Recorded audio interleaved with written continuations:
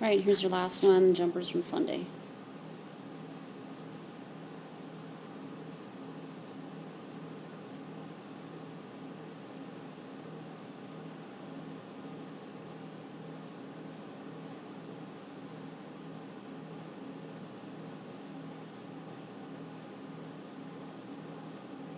See, that was nice there, how you kind of paused and held up and waited for him to load and everything.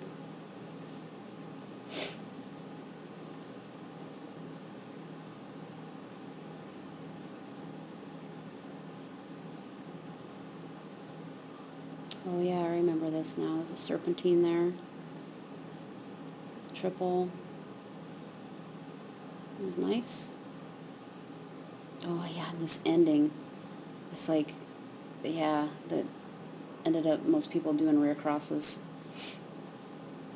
There wasn't a lot of other ways to do it. Alright, let's take a look.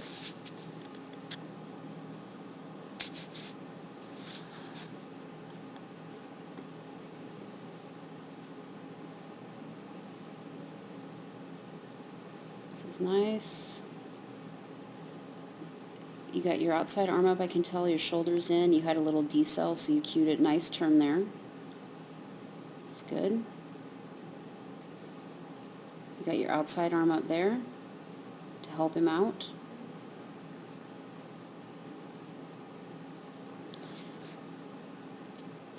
I'm rethinking the not making him do the weaves after watching.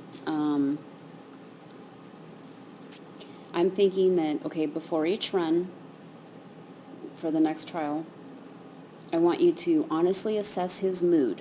And if he seems like he's pretty upbeat and normal, and when you start the run, if he seems like pretty good and fast, and he messes the weaves up, then I want you to repeat them.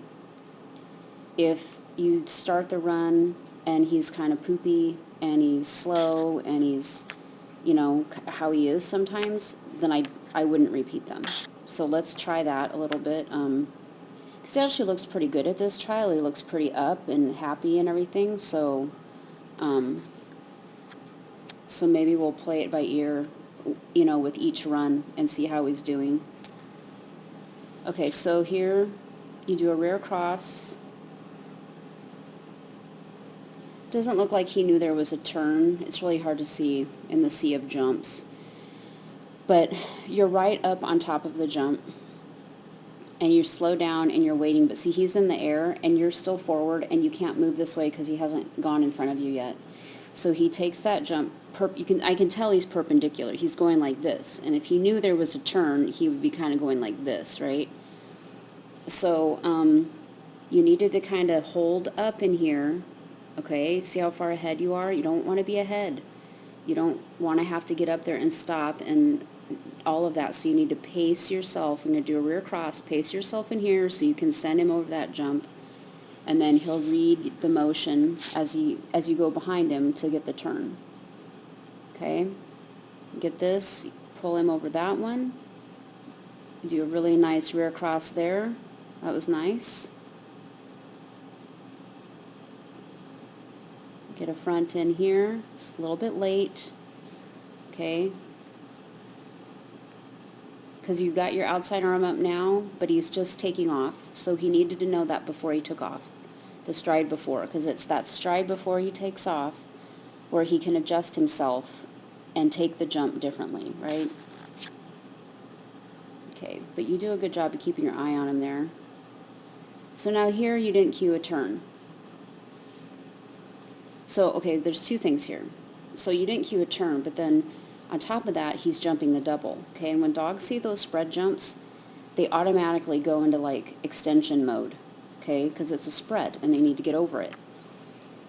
So here he is in the air, and you're just barely moving this way.